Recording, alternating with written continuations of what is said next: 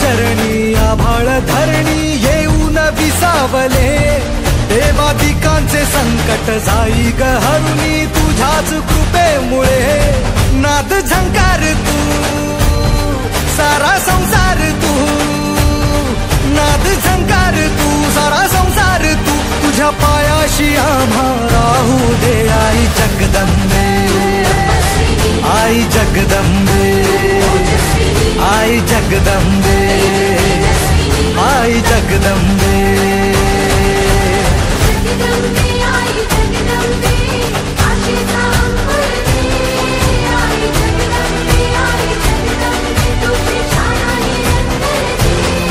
आई जगदंबे आई जगदंबे आई जगदंबे आई जगदंबे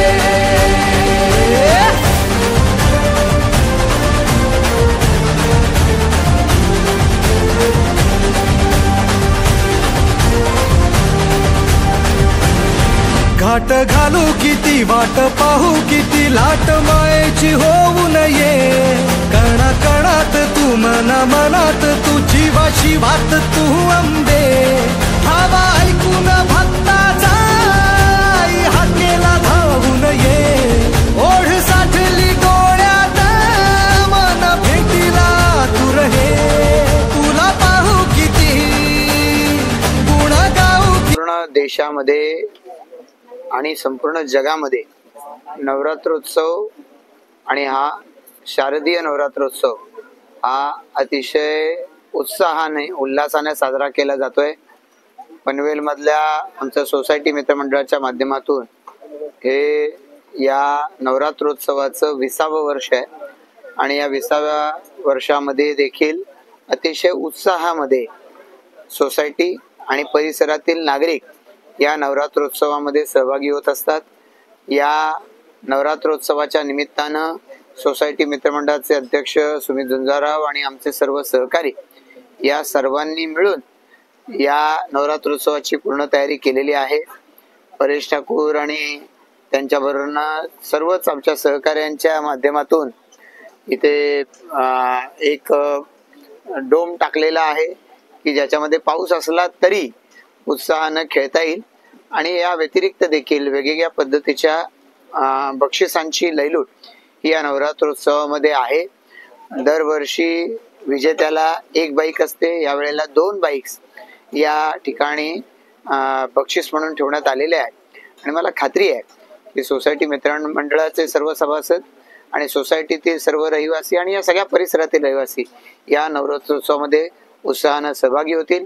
माननीय पंतप्रधान नरेंद्र मोदीजी यांनी या देशाला नवरात्रोत्सवाच्या घटस्थापनेच्या विशेष शुभेच्छा दिलेल्या आहेत।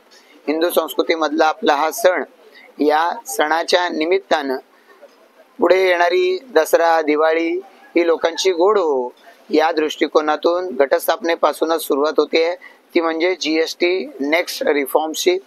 वेगवेगळ्या वस्तूंवरचा कर हा जवळपास निम्म्यावरती किंवा शून्यावरती येतोय आणि त्यामुळे सर्वसामान्यांची दसरा दिवाळी गोड व्हावी या नवरात्रोत्सवाच्या निमित्तानं या शुभ कार्याची सुरुवात होते।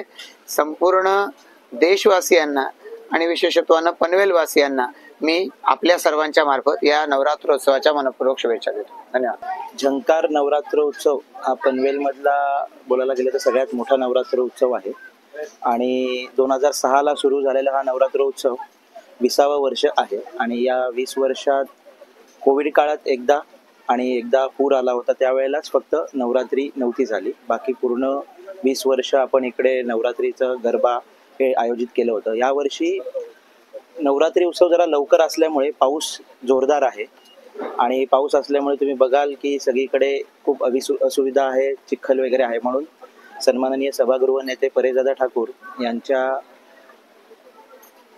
यांनी सांगितल्याप्रमाणे लगेच आपण इकडे एक शेड टाकली जी 15,000 स्क्वेअर फूटची शेड आहे। कवर्ड शेड असलेला नवरात्रोत्सव मला वाटतं पनवेल मधलं हे एकमेव आहे।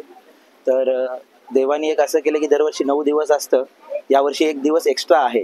जरी आज पूर्ण फ्लो मध्ये जरी सगळ्यांना नवरात्री खेळता नाही आली तरी 9 दिवस भेटणारच आहेत आणि सोसायटीमधले पनवेलमधले नवीन पनवेल खांदा कॉलनी विशेषतः सगळीकडनं आणि नवीन झालेल्या कॉलनीज तिकडनंही इकडे लोक झंकारमध्ये येतात.